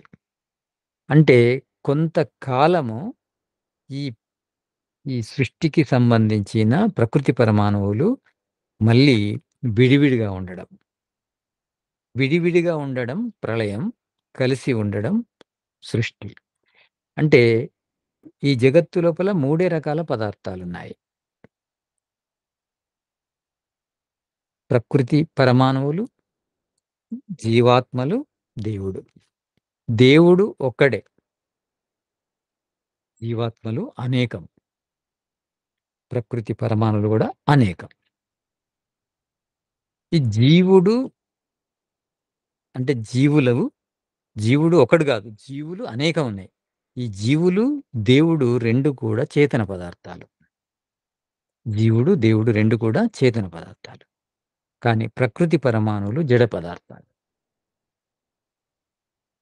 చేతన పదార్థం అంటే ఏంటంటే జ్ఞానం ఉన్న పదార్థాన్ని చేతన పదార్థం అంటారు. జ్ఞానం ఉన్న పదార్థం అది స్వయంగా పోవాలంటే పోతది, ఉండాలంటే ఉంటది, కూర్చోవాలంటే కూర్చుంటది, నిల్చోవాలంటే నిల్చుంటది. జడ పదార్థము తాను స్వయంగా పనిచేయదు, కానీ ఎవరైనా పని చేయించితే చేస్తుంది. చేతన పదార్థానికి అంటే ప్రయత్నం చేసే గుణం ఎక్కడి నుంచి వచ్చిందంటే జ్ఞానం ఉంది గనక, జ్ఞానం ఉండడం వల్ల జ్ఞానానికి అనుకూలంగా ప్రయత్నం చేస్తూ ఉంటుంది. జడ పదార్థంలో జ్ఞానం ఉండదు గనక ప్రయత్నం కలగదు, వాటికవి సృష్టిగా ఏర్పడవు. ఈ ప్రకృతి పరమాణువులు 3 రకాలు: సత్వ కణాలు, రజో కణాలు, తమో కణాలు. సత్వకణముల యొక్క లక్షణము ప్రకాశము, రజోకణముల యొక్క లక్షణము క్రియ, తమోకణముల యొక్క లక్షణము స్థితి. ఈ 3 రకాల కణాలు అనేకమున్నాయి ఈ జగత్తు లోపల. ప్రళయం లోపల ఇవి విడివిడిగా ఉన్నాయి. ప్రళయము ఒక 432 కోట్ల సంవత్సరాలుంటుంది. 432 కోట్ల సంవత్సరాలు కాగానే ఈ సత్వరజోతమో కణాలను ఈశ్వరుడు మళ్ళీ జగత్తుగా తయారు చేయడం కోసము పురమాయిస్తాడు. అంటే వాటిని ప్రేరేపిస్తాడు. ప్రేరేపించిన తర్వాత అంటే ప్రయత్నం, ఈశ్వరంలో జరిగిన ప్రయత్నము వీటి కదలికకు కారణమవుతుంది. ఈశ్వరుడు ఎక్కడున్నాడు? ఈశ్వరుడు అంతటా ఉన్నాడు. ఈశ్వరుని లోపలనే ఈ జీవాత్మలు, ఈ ప్రకృతి పరమాణులు ఉన్నాయి. అతడు వీటికి గర్భం లాంటివాడు. ఈ జీవాత్మలన్నీ, ఈ ప్రకృతి పరమాణులన్నీ అతని గర్భంలోనే ఉన్నాయి. అతని 432 కోట్ల సంవత్సరాలు కాగానే అతడు వీటి లోపల చలనాన్ని కలిగిస్తాడు. అప్పుడు సత్వకణము, రజోకణము, తమోకణము ఈ 3 కలిసి ఒక దగ్గరగా చేరడాన్ని సంసర్గము అంటారు. సంసర్గము అయినప్పుడు సత్వకణము, రజోకణము, తమోకణము పరస్పరం ప్రభావితమైపోయి సత్వకణము ప్రకాశాన్ని, రజోకణము క్రియను, తమోకణము స్థితిని ప్రదర్శిస్తాయి. ఆ తర్వాత సంసర్గం తర్వాత అనుగ్రహం జరుగుతుంది. అనుగ్రహం అంటే ఒకదాన్ని ఒకటి ప్రభావితం చేయడం. ఆ తర్వాత సంసర్గం జరుగుతుంది. సంసర్గం అంటే కొత్త పదార్థం ఏర్పడడం. ఈ సంసర్గము జరిగినప్పుడు ఈ సత్వరజో తమో కణము 3 కలిసి ఒక సామ్యావస్థగా ఏర్పడుతుంది. దీన్నే మూల ప్రకృతి అంటారు. ఈ మూల ప్రకృతికి కొన్ని సత్వ కణాలొచ్చి చేరి ఒక కొత్త నిర్మాణం ఏర్పడుతుంది. మొదటి నిర్మాణము దాన్నే మహాతత్వము లేదా బుద్ధితత్వం అంటారు. మహాతత్వము లేదా బుద్ధితత్వం అంటారు. ఈ బుద్ధితత్వాలు అంటే ఒకటి ఏర్పడదు. బుద్ధితత్వాలు అనేకం ఏర్పడతాయి. కోటాను కోట్ల బుద్ధితత్వాలు ఏర్పడతాయి.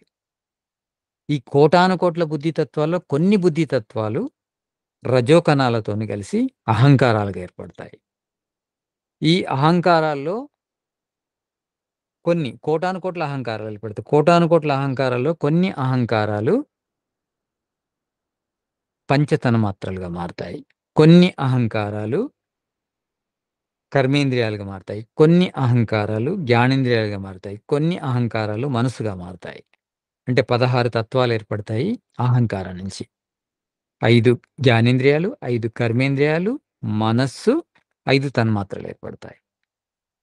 ఇక్కడ కర్మేంద్రియాలు, జ్ఞానేంద్రియాలు, మనస్సు అనేవి మళ్ళీ పరిణామం చెందకుండా అలానే ఉండిపోతాయి.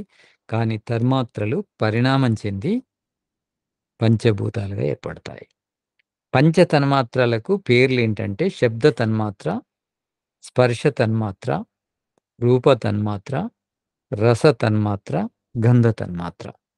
ఈ 5 తన్మాత్రల నుంచి 5 భూతాలు ఏర్పడతాయి. ఆకాశ తన్మాత్ర, శబ్ద తన్మాత్ర నుంచి ఆకాశం ఏర్పడుతుంది.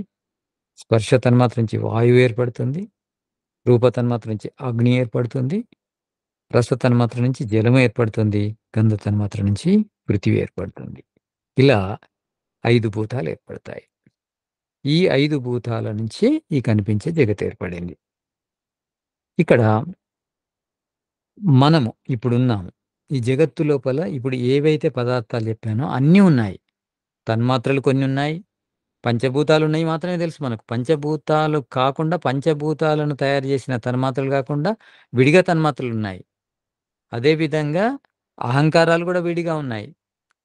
కర్మేంద్రియాలున్నాయి, జ్ఞానేంద్రియాలున్నాయి, మనస్సు ఉంది, అహంకారం ఉంది. ఇప్పుడు ప్రెజెంట్ కూడా ఉన్నాయి. అహంకారాలు ఉన్నాయి, విడిగా ఉన్నాయి. మహాతత్వాలు విడిగా ఉన్నాయి. ఆ విధంగా సత్వరజో తమో కణాలకు సంబంధించిన సామ్య వ్యవస్థ మూల ప్రకృతి కూడా విడిగా ఉంది. ఇంక కొంత భాగం అంటే కొన్ని కణాలు ఇవన్నీ అన్నీ ఉన్నాయి.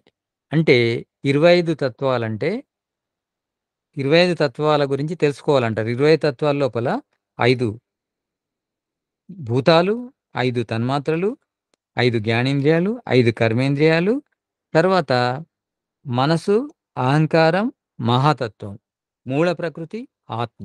వీటన్నిటి గురించి 25 అవుతాయి. 25 గురించి తెలుసుకోవడమే తత్వదర్శనం అంటారు. 25 గురించి తెలుసుకుంటేనే పరమాత్మను తెలుసుకునే అర్హత వస్తుంది. ఈ 25 గురించి తెలుసుకోవడం కోసమే యోగము వాస్తవానికి. ఈ 25 తత్వాల జ్ఞానం కోసమే యోగ సాధన చేయాలి మనం. ఈ 25 తత్వాల దర్శనాలు అయితేనే 26వ తత్వమైన ఈశ్వరుని దర్శనం అవుతుంది. ఆ విధంగా మనం ప్రయాణం చేయాలి. ఈ సృష్టి నిర్మాణం లోపల ఈ సత్వ, రజ, తమో కణాలే వివిధ రకాలుగా కలిసి ఈ జగత్తులా ఏర్పడ్డాయి. జగత్తు ఎందుకు ఏర్పడింది? ఇప్పుడు ఇక్కడ 3 తత్వాలున్నాయి. వాస్తవానికి మొదలు ప్రళయం లోపల 3 తత్వాలున్నాయి. ఈశ్వర తత్వము, జీవతత్వము, ప్రకృతి తత్వము. ఈశ్వరుడు ఈ ప్రకృతి తత్వాన్ని కనిపించే జగత్తులాగా మార్చాడు. ఎందుకు మార్చాడు? ప్రకృతి పరమాణులు కోరుకున్నాయని మార్చాడా? లేపోతే తనకు మార్చగలను, నాకు శక్తి ఉంది, జ్ఞానం ఉందని మార్చాడా? అని ప్రశ్న వేసుకుంటే ఈశ్వరుడు తన కోసము ఈ జగత్తును రచించలేదు. ఎందుకంటే ఈశ్వరుడు సచ్చిదానంద స్వరూపుడు. అతనికి జగత్తును రచించవలసిన అవసరం లేదు. ఇక ప్రకృతి పరమాణుల కోసం రచించాడంటే అవి జడము. వాటికి సుఖదుఖ అనుభూతి ఏమీ లేదు. వాటి కోసం అవి కోరుకోవు. వాటి కోసం తయారు చేయాల్సిన అవసరం లేదు. మరి ఎవరి కోసం తయారు చేశాడు? సంగత్ పరార్ధ్వాత్ పురుషస్య, జీవుల కోసం తయారు చేశాడు ఈ జగత్తును. యోగశాస్త్రంలో ఒక సూత్రం వస్తుంది. ప్రకాశక్రియ స్థితిశీలం భూతేంద్రియాత్మకం భోగాపవర్గార్థం దృశ్యం. అంటే జీవుల యొక్క భోగము అపవర్గం కోసము ఈ సత్వ, రజో, తమో కణములను భూతాలుగా, ఇంద్రియాలుగా నిర్మించాడు ఈ జగత్తు రూపం లోపల, దృశ్యం రూపం లోపల. అంటే కళ్ళకు కనిపించే ఈ జగత్తు రూపం లోపల నిర్మించాడు. ఎందుకు? జీవుల కోసమే నిర్మించాడు. ఆ జీవులకు ఏం కావాలని? జీవులకు భోగము అపవర్గం కావాలని. ప్రళయం లోపల, అవ్యక్త స్థితి లోపల, సుషుప్తావస్థ లోపల, గాఢ నిద్ర లోపల, మూర్ఛావస్థ లోపల పడి ఉన్న జీవుల కోసము ఈశ్వరుడు భోగాన్ని అపవర్గాన్ని ఇవ్వాలని, అంటే భోగము అంటే భౌతిక సుఖాలు ఇవ్వాలని ఈ జగత్తు ద్వారా, ఆ తర్వాత ఆధ్యాత్మిక సుఖాన్ని ఇవ్వాలని ఈ జగత్తును నిర్మించడం జరిగింది. ఈ విధంగా ఈ జగత్తు యొక్క నిర్మాణము జరిగింది. దీని మీద ఎవరికైనా సందేహం ఉంటే అడగండి. ఎందుకంటే మనం 5:30 వరకే క్లాస్ క్లోజ్ చేసే ప్రయత్నం చేద్దాం. గురూజీ ఒకసారి ఆ సృష్టి క్రమము ప్రారంభం నుంచి మరోసారి చెప్పరా? మళ్ళీ ఒకసారి చెప్తాను. సృష్టి ప్రారంభం లోపల సత్వకణము, రజోకణము, తమో కణాలు కోటానుకోట్లు వేరువేరుగా ఉన్నాయి. ఇక సృష్టి ప్రారంభం లోపల ఒక సత్వకణము, ఒక రజోకణము, ఒక తమో కణము చేరువలోకి వచ్చాయి. అంటే ఎన్ని తమో కణాలు ఉన్నాయో అన్ని రజో కణాలు ఉన్నాయి, ఎన్ని రజో కణాలు ఉన్నాయో అన్ని సత్వ కణాలు ఉన్నాయి. అంటే ఈక్వల్గా ఉన్నాయి ఈ కణాలన్నీ. ఇందులో అదొకటి, ఇదొకటి, ఇదొకటి 3 కలిసి దగ్గరకు చేరుకున్నాయి. దీన్ని సంసర్గము అంటారు. ఒక రజోకణము, ఒక తమోకణం, ఒక సత్వకణం దగ్గరికి వచ్చాయి. సంసర్గము జరిగిన తర్వాత ఏం జరిగిందంటే అనుగ్రహం జరిగింది. అనుగ్రహము అంటే ఒకదాన్ని ఒకటి ప్రభావితం చేశాయి. సత్వకణము రజోకణాన్ని, రజోకణము తమోకణాన్ని ప్రభావితం చేసినాక వాటి లోపల యాక్టివిటీ, క్రియాశీలత పెరిగింది. క్రియాశీలత పెరిగింది. అప్పుడు ఇంకా కొన్ని సత్వకణాలు ఈ ఒక రజోకణం, ఒక తమోకణము, ఒక సత్వకణానికి కొన్ని సత్వకణాలు విడిగా వచ్చి కలవడం ద్వారా మహాతత్వం ఏర్పడింది. ఈ మహాతత్వాలు అనేకం ఏర్పడ్డాయి. కోటానుకోట్ల మహాతత్వాలు ఏర్పడ్డాయి. ఆ మహాతత్వము అంటే ఒక అణుపరిమాణం. మహాతత్వం అంటే ఏదో మహా అనుకోకండి. ఒక అణువు లాంటిది అది కూడా. మళ్ళీ దానికి కొన్ని రజోకణాలు కలిసి, అంటే అన్ని మహాతత్వాలు కాదు, కొన్ని మహాతత్వాలు, అందులో కొన్ని మహాతత్వాలకు రజోకణాలు కలిసి అహంకారాలు ఏర్పడ్డాయి. ఈ అహంకారాలు కూడా అన్నికి అన్ని కాకుండా కొన్ని అహంకారాల్లో మళ్ళీ కొన్ని అహంకారాలకు తమో కణాలు కలిసి తన్మాత్రలు ఏర్పడ్డాయి. రజో కణాలు కలిసి కర్మేంద్రియాలు ఏర్పడ్డాయి. సత్వ కణాలు కలిసి పంచ జ్ఞానేంద్రియాలు, మనసు ఏర్పడ్డాయి. ఇక తన్మాత్రల నుంచి మళ్ళీ పంచభూతాలు ఏర్పడ్డాయి. ఇది క్రమం. క్లియర్ అయిందా? ఇంకేమైనా డౌటా? క్లియర్ అయింది కానండి. ఇప్పుడు మీరు చెప్పినటువంటి దాన్ని ఏరో మార్క్ పెట్టి ఒక ఫిగర్ లాగా వేసి వాట్సాప్ పెడితే క్లియర్ రాసుకొని పంపుతాము. చేద్దామండి, మేము కూడా అనుకున్నాము. అది ప్లాన్ లో ఉన్నది, అది కూడా చేద్దాం. అది నా ఆలోచన, అది కరెక్టే కరెక్టే కావచ్చు. అండి, అంటే మంచి ఆలోచన. మంచిది, అది చేద్దాము. మళ్ళీ ఒకసారి ఇంకొంచెం సూక్ష్మీకరణ చేసి చెప్తాను. సత్వ రజోతమ కణాల నుంచి నెక్స్ట్ ఏర్పడ్డ పదార్థం ఏంటిది? మహాతత్వం. మహాతత్వం తర్వాత ఏర్పడ్డ పదార్థం ఏంటిది? అహంకారం. అహంకారం తర్వాత ఏర్పడ్డ పదార్థం ఏంటిది? జ్ఞానేంద్రియాలు. అంటే ఈ స్టెప్ లోపల, అంటే ఫస్ట్ స్టెప్ లోపల మహాతత్వాలు ఏర్పడ్డాయి. రెండో స్టెప్ లోపల అహంకారాలు ఏర్పడ్డాయి. మూడో స్టెప్ లోపల ఆ అహంకారం నుంచి, ప్రతి అహంకారం నుంచి కర్మేంద్రియాలు, జ్ఞానేంద్రియాలు, మనస్సు, తన్మాత్రలు ఏర్పడ్డాయి. అయితే ఇక్కడ జ్ఞానేంద్రియాలు, కర్మేంద్రియాలు, మనస్సు నుంచి కొత్త పదార్థం ఏర్పడలే. అక్కడికే స్టాప్ అయిపోయింది. కానీ తన్మాత్రల నుంచి మాత్రం మహాభూతాలు ఏర్పడ్డాయి. ఇది సృష్టి క్రమం. మీరు కావాలంటే రాసుకోవచ్చు నేను చెప్తున్నప్పుడు కూడా. అంటే ఫస్ట్ ఏర్పడ్డ పదార్థం మహాతత్వం. మహాతత్వం నుంచి ఏర్పడ్డ పదార్థం అహంకారం. అహంకారం నుంచి ఏర్పడ్డ పదార్థాలు మనసు, జ్ఞానేంద్రియాలు, కర్మేంద్రియాలు, తన్మాత్రలు. ఇక తన్మాత్రల నుంచి మాత్రం పంచభూతాలు ఏర్పడ్డాయి ఇంకో స్టెప్ లోపల. అంతే, అది క్లోజ్. గురూజీ, ఇప్పుడు మీరు ఇవన్నీ ఈశ్వరుడు జీవుల కోసమే ఈ ప్రకృతిని ఏర్పాటు చేసిందని చెప్పారు కదా. సో ఆ భాగంలోని వారు ఏం చేస్తారంటే సత్వ, రజో, తమో గుణాలను తీసుకున్నారు కదా. అది అప్పలనాయుడు గారు, మీరు మ్యూట్ పెట్టుకోరా? చెప్పారు కదా. ఇప్పుడు అసలు జీవులకి ఈ ప్రకృతి ఎందుకోసం అంటే వారు భోగాన్ని, అపవర్గాన్ని అనుభవించడానికి. అయితే ఈ భోగాన్ని, అపవర్గాన్ని అనుభవిస్తూ మానవుడు ఏదో ఒక దశలో మోక్షాన్ని పొంది ప్రతి ఆత్మ కూడా తనని తెలుసుకోవాలి, అంటే ఈశ్వరుని తెలుసుకోవాలనేది ఈశ్వరి యొక్క కాంక్ష. అవును. అయితే ఇప్పుడు ఈ సమస్త సృష్టిని, అంటే ప్రకృతిని ఏర్పరిచింది, చేసిన అంత శక్తివంతుడైన పరమాత్మ డైరెక్ట్ గా ఈ జీవులని ఆ ఆనందాన్ని పరిచయం చేయొచ్చు కదా తన శక్తి సామర్థ్యాలతోని.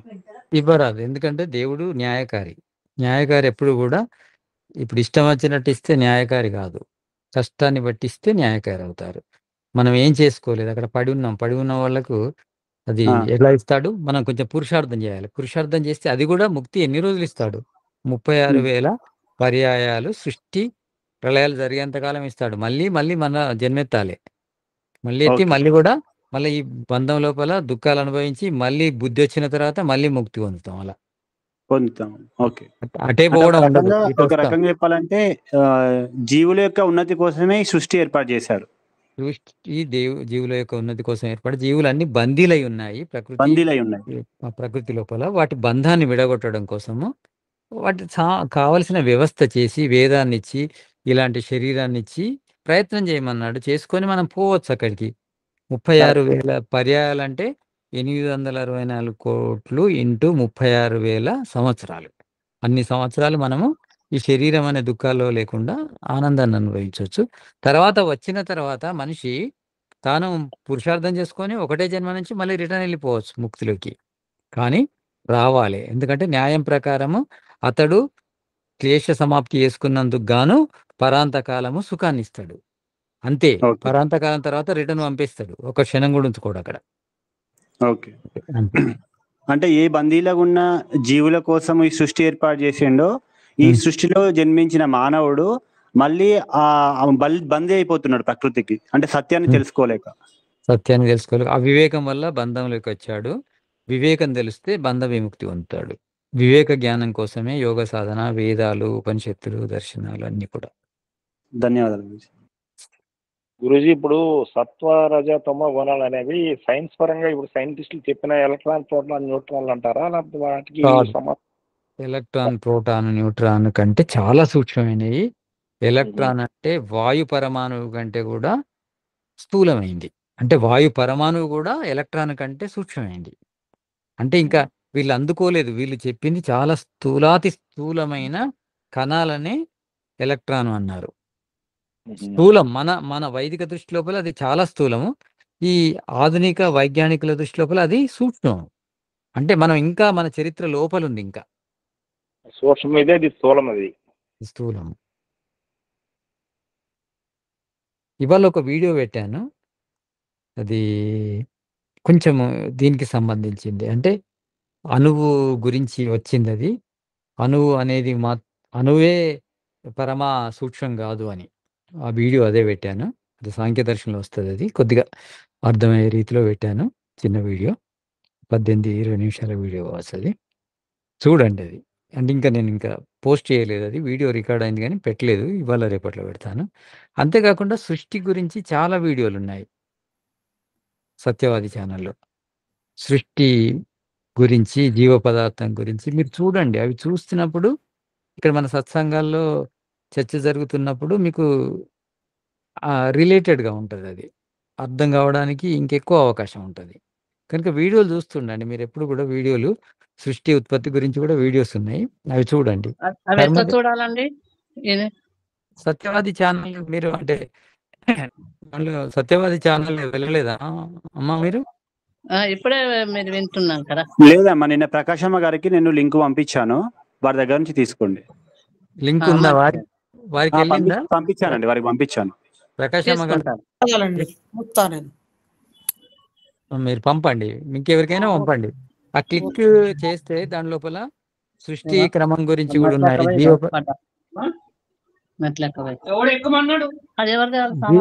జీవ పదార్థం గురించి ఉంది. ప్లస్ ఇంకా మిగతా విషయాల గురించి కూడా ఉన్నాయి. కొన్ని చెరక సంహిత గురించి కూడా విషయాలు ఉన్నాయి. అది చెరకుడు అంటే చెరక సంహిత వెనకాల చరిత్ర ఏంటి, వైద్య చరిత్ర, అట్లాంటి విషయాలు చాలా ఉన్నాయి. ఎందుకంటే 625 వీడియోలు ఉన్నాయి కనుక మీకు ఇన్ఫర్మేషన్ బాగా దొరుకుతుంది.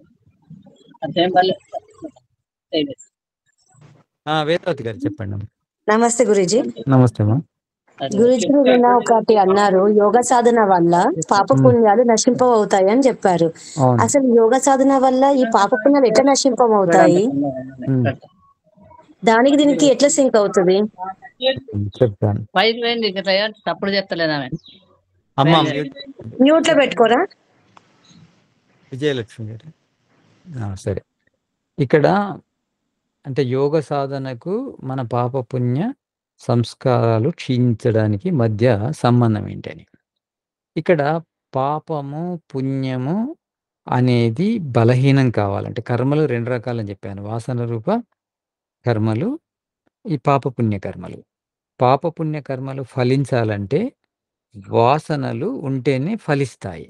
వాసనలను క్షీణింపజేస్తే పాప పుణ్యాలు ఫలించవు. అంటే వాసనలను క్షీణింపజేయడం కోసం యోగ సాధన చేస్తాం. వాసనలు అంటే ఏంటంటే ఈ అవిద్య, స్మిత, రాగము, ద్వేషము, అభినివేశం అనే క్లేశాలనే వాసనలు అంటారు. అంటే ఇక్కడ అవిద్య అంటే ఒకదానికొకటి అనుకోవడం, అనిత్యాన్ని నిత్యం అనుకోవడము, అశుచిని శుచి అనుకోవడము, అనాత్మను ఆత్మ అనుకోవడము, దుఃఖాన్ని సుఖం అనుకోవడము, ఇది అవిద్య అవుతుంది. అస్మిత అంటే ఏంటంటే మనసే ఆత్మ అనుకోవడం, ఇది అస్మిత అవుతుంది. ఇక రాగము అంటే ఏంటంటే జ్ఞానము లేని కోరికలను రాగం అంటారు, జ్ఞానము లేని ద్వేషాన్ని ద్వేషం అంటారు. రాగము, ద్వేషము. ఇక అభినివేశం అంటే ఏంటంటే ఇదే శరీరంతో ఇలానే ఉండాలని కోరుకోవడాన్ని అభినివేశం అంటారు. ఇవి అన్నీ కూడా క్లేశాలే. ఇలాంటి భావం మనలో ఉన్నప్పుడు మనము చేసే ప్రతి కర్మ కూడా కర్మాశయాన్ని ఏర్పరుస్తుంది. పాపాన్నో పుణ్యాన్నో, తద్వారా మనకు జన్మ లభిస్తుంది. ఇవి పాపము పుణ్యం నశించాలంటే మనసులో ఉన్న ఈ 5 రకాల క్లేశాలను పూర్తిగా తొలగించాలి. తొలగిస్తే మనం చేసే ప్రతి కర్మ కూడా కర్మాశయంగా మారదు, మన ముక్తికి సహకరిస్తుంది, మోక్షానికి సహకరిస్తుంది. యోగ సాధన ద్వారా ఇవెలా నశిస్తాయంటే యోగ సాధన ద్వారా మనము అంటే యమము గాని, నియమము, ఆసన, ప్రాణాయామ, ప్రత్యాహార, ధారణ, ధ్యాన ఇవన్నీ కూడా మన లోపలి అశుద్ధిని తొలగిస్తుంటాయి. అశుద్ధిని తొలగించడం అంటే ఈ తామసికాన్ని, రాజసికాన్ని తగ్గిస్తుంటాయి. రాజసికము, తామసికము తగ్గిన తర్వాత మనిషి సాత్విక స్థితికి చేరుకోగానే కోరికలనేటివి క్షీణిస్తాయి. ఆ క్షీణించడం వల్ల తను చేసే ప్రతి కర్మ కూడా నిష్కామ పుణ్యకర్మ అవుతుంది. నిష్కామ పుణ్యకర్మ ద్వారా మనిషి జన్మరాహిత్యాన్ని పొందుతాడు. అలా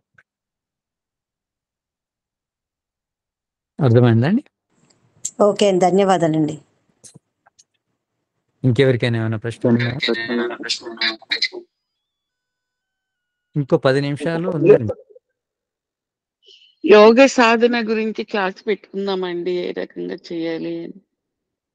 యోగ సాధనలో మీరు అంటే మనం అంటే ఫిజికల్ సాధన ఎలా చేస్తామంటే ఫస్ట్ శరీరాన్ని శ్రమింపజేయాలండి. అంటే దానికోసం ఆసనాలు గాని, వ్యాయామం గాని, వాకింగ్ గాని ఇలాంటివి చేస్తే శరీరం లోపల ఉన్న మలినాలు తగ్గిపోతాయి. శరీరంలోని మలినాలు తగ్గిన తర్వాత మనము కొంత ప్రాణాయామం చేయాలి. ప్రాణాయామం చేయడం ద్వారా మనస్సు స్థిరమవుతుంది. స్థిరమైన మనస్సును మనము ఈ ధారణ, ధ్యాన, సమాధి లోపల నిమగ్నం చేయాలి. అలా మెల్లిమెల్లిగా ప్రాక్టీస్ చేద్దాము. ఫస్ట్ అయితే మీరు శారీరకంగా శరీరం లోపల ఎలాంటి మలినాలు లేకుండా మీరు ప్రయత్నం చేసుకోవాలంటే వ్యాయామం చేయాలి. ఆహారాన్ని సక్రమంగా తీసుకోవాలి. సాత్విక ఆహారం తీసుకోవాలి. అది కంప్లీట్‌గా మన శరీరానికి ఒంటబట్టే విధంగా వ్యాయామం చేయాలి. వ్యాయామము, తర్వాత ఆహారము. ఇవి 2 చాలా ముఖ్యమైనవి. చరక సంహితలో వస్తది. అశ్విని దేవతలంటారు వీటిని. ఏంటిది? ఆహారము తక్కువ తీసుకోవడం, మినిమైజ్ చేయడము, వ్యాయామము సంపూర్ణంగా చేయడము. దీన్ని అశ్విని దేవతలంటారు. ఇవెవరైతే ఈ అశ్విని దేవతలను ఉపాసిస్తారో, అంటే తక్కువ తీసుకోవడం ఆహారాన్ని, శ్రమ చేయడం ఎవరైతే చేస్తారో వాళ్ళకు వ్యాధులు రావు. వ్యాధులు లేనప్పుడే మనం మెదడుకు ఈ ఆధ్యాత్మిక విషయాలను గ్రహించే సామర్థ్యం వస్తుంది. ఎందుకంటే నయమాత్మ బలహీనేన లభ్యః. శరీరం బలహీనంగా ఉంటే ఆత్మను పొందే సామర్థ్యము మెదడుకుండదు. కనుక మొదలు శరీరం యొక్క సాధన చేయాలి. అందుకే యోగ ఎక్కడ ఆగిపోయింది? ఆరోగ్యం దగ్గరనే ఆగిపోయింది. యోగ ఎందుకు చేస్తారు? అందరూ ఆరోగ్యం కోసమే చేస్తారు. ఆ స్టెప్పే దాటుతలేరు ఇంకా. ఆరోగ్యం అనే స్టెప్ దాటితే ఇంకా లోపలికెళ్ళొచ్చు. ఫస్ట్ అయితే మన శరీరాన్ని సౌఖ్యంగా ఉంచుకోవాలి. శరీరాన్ని మనసు ఫాలో అవుతుంటది గనక శరీరం ఆరోగ్యంగా ఉన్నప్పుడు మనసు లోపల తామసికం, రాజసికం తగ్గిపోతాయి. సాత్విక గుణం పెరుగుతూ ఉంటుంది. సాత్విక గుణం పెరగడం ద్వారా కోరికలు తగ్గుతాయి. మనసు స్థిరమవుతుంది. స్థిరమైన మనసు లోపల తత్వాలను దర్శించే సామర్థ్యం వస్తుంది. అలా. ఓం నమస్తే జీ. మీరు నమస్తే. మీరు చెప్పే వీడియోలన్నీ ఏ ఛానల్లో నుండి వచ్చాయి? సత్యవాదా? మీరు మీ లింక్‌ను క్లిక్ చేయండి. అప్పుడు వీడియో ఆన్ అవుతుంది. వీడియో ఆన్ ప్రకాశమ్మ గారు, కాగానే నిన్న నేను మీకు పెట్టానండి. మీరు వీడియో పెట్టాను, లింక్ అది క్లిక్ చేయండి. మీరు చూసుకున్నట్టున్నారు. అయితే నేను చూడలా. ఏ వాట్సాప్ నంబర్తో పెట్టారు? మీ ఇద్దరితో పెట్టారా? నాది 9885443636 అని ఉంటది. 3636. ఓహో, లాస్ట్ కి 366 ఉంటది. అది ఓపెన్ చేయండి. మీకు పెట్టాను నేను. ఓకే ఓకే ఓకే, చూసుకోవాలి. నేను నాకు కనపడ 366 నెంబర్ ఎత్తుకుతున్నా నేను. ఎత్తుకండి అమ్మా. ఎతికి అది అట్లనే విజయలక్ష్మి గారికి కూడా పంపించండి. Okay okay, thank you. చూస్తా, ఇప్పుడే చూస్తా. నేను ఇక్కడ మీకు ఛానల్ చూపెడతాను.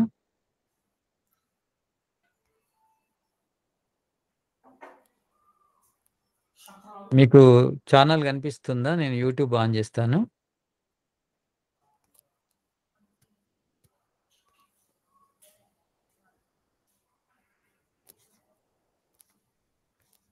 మీకు స్క్రీన్ షేర్ అయిందండి? అయిందండి, కనబడుతుంది. కనబడుతుంది కదా? ఇదండి సత్యవాది ఛానల్. సత్యవాది ఛానల్ కనబడ్డాను.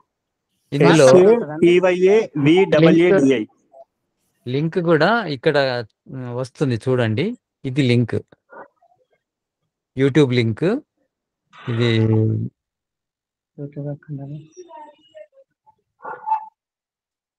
ఆ లింక్ ని కాపీ పేస్ట్ చేసి దీంట్లో పేస్ట్ చేయండి గురూజీ. మన చాట్ బాక్స్ లో, ఇక్కడ దీంట్లో చాట్ బాక్స్ లో చేసేయండి. ఓకే, చేస్తున్నా. చాట్ బాక్స్ లో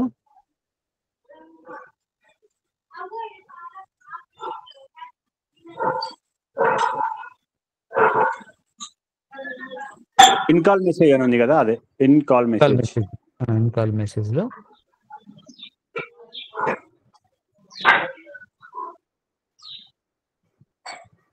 ఓకేనా? సెండ్ చేయండి. అది క్లిక్ చేసిన తర్వాత అందరు సబ్స్క్రైబ్ చేసుకున్నారు అనుకోండి, గురుగారు పెట్టే ప్రతి మెసేజ్ కూడా మీకు కనబడుతుంది. మీకు చాట్ బాక్స్ లో వచ్చింది చూడండి.